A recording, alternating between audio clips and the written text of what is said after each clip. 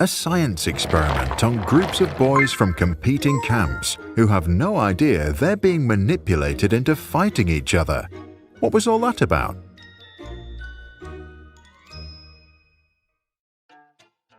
In the summer of 1954, a school bus with a group of 11 and 12-year-old boys arrived at Robbers Cave State Park in Oklahoma. What the kids didn't know, there was another bus. All the boys thought they were going camping. Their parents at home believed the sponsored trip had something to do with leadership. None of them knew that the camp staff were actually researchers and the boys part of a controversial experiment. One of its goals, let the boys fight each other. The Robbers Cave experiment was designed to unfold in 3 stages: in-group formation, friction, and conflict resolution. It started with in-group formation. In the first week, each group did various activities without interacting with another.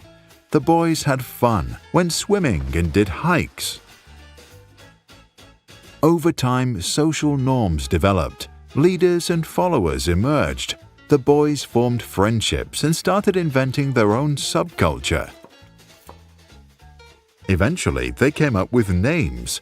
One group called themselves the Eagles, and the others chose to be the Rattlers. They stenciled their names onto shirts and flags. The in-groups were formed. The tribes had an identity. They were now ready to meet each other. During the friction phase, the 2 groups came into contact with each other. The researchers set up competitions with single prizes for the winners. In other words, they established a limited resource for the 2 to battle over. It didn't take long before the in-groups developed negative attitudes towards the out-group. Prejudice became apparent.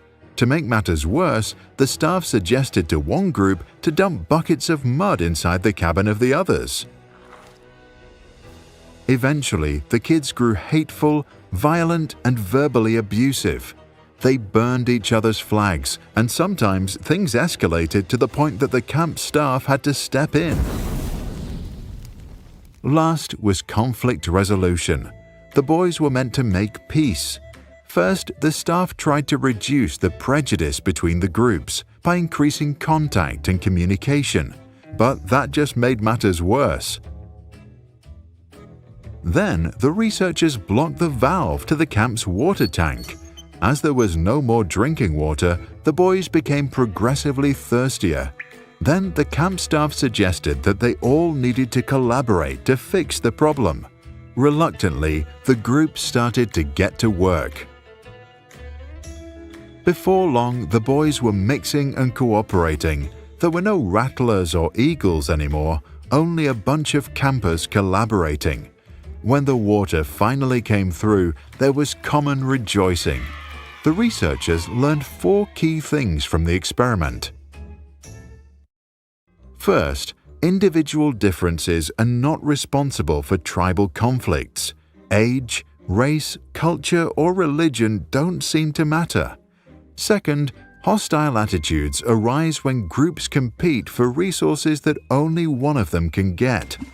Third, discussions don't solve conflicts. Fourth, only a common goal or enemy that promotes cooperation reduces the friction.